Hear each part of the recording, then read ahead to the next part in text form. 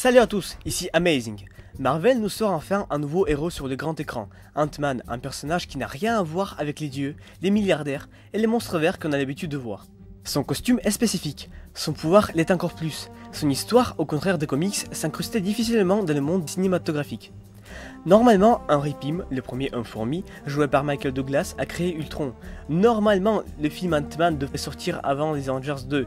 Normalement, on devrait avoir au moins un petit clin d'œil sur l'existence de Pym dans cet univers. Mais le film nous parle d'un autre Ant-Man, Scott Lang, joué par Paul Rudd. Je pense que Marvel ont pris un risque de faire un film sur un personnage si peu connu, surtout sur un nouveau personnage tout court. Ça pourrait mettre en confusion les spectateurs. Ah, mais c'est Ant-Man? Mais lui c'est qui alors? C'est Ant-Man aussi? Mais pourquoi il y en a deux? Et il est où Tony Stark? Pourtant, ils ont fait fort avec ce film qui met fin à la seconde phase et le public a aimé ce nouveau personnage.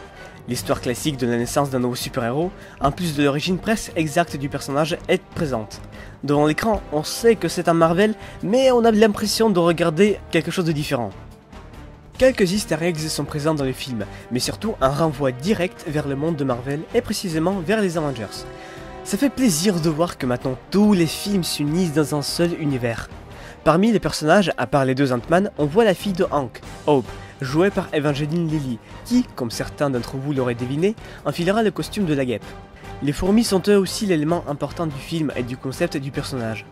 Ils sont nombreux et différents, chacun possédant sa capacité, ce qui aide notre héros à mener ses missions à bien.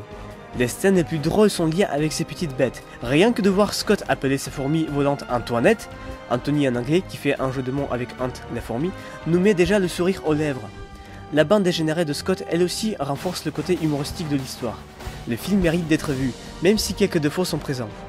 Surtout deux. Premièrement, le fait que l'antagoniste Darren Cross, joué par Corey Stoll, met le costume de Yellow Jacket, qui dans les comics est l'une des identités de Hank Pym. Deuxièmement, le film n'explique pas comment se fait-il que les objets dont la masse atomique a été réduite sont aussi légers qu'une plume. Il y a aussi le combat entre Ant-Man et le Faucon qui pour moi est une scène de fanservice. Vraiment, un mec veut créer une armée de Minimoys pour conquérir le monde, pourquoi juste pas demander de l'aide? Ou bien l'explosion du bâtiment de Pym Technologies et l'apparition soudaine d'un tank n'est pas une raison assez valable au moins pour un seul Avenger? Mais bon, c'est pas ça qui gâche le film. Après les Avengers 2, c'est une réussite qui vous attend. De plus, les deux trailers étaient répétitifs et ne nous ont rien dévoilé sur l'histoire. Le film nous montre, grâce au super montage, le monde tel qu'il est pour quelqu'un de la taille d'une fourmi. Le combat final est original. Dans leur micro-monde, Ant-Man et Yellow Jacket livrent une bataille sans merci, alors que d'un point de vue d'une personne de taille normale, c'est plutôt marrant à voir. Ant-Man ne vise pas d'être un film dramatique et rempli d'action.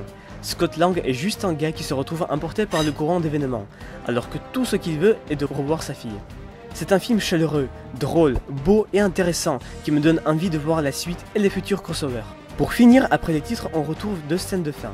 Dans la première, Pym montre à sa fille le costume de guêpe. Un nouveau personnage fera donc apparition dans l'univers.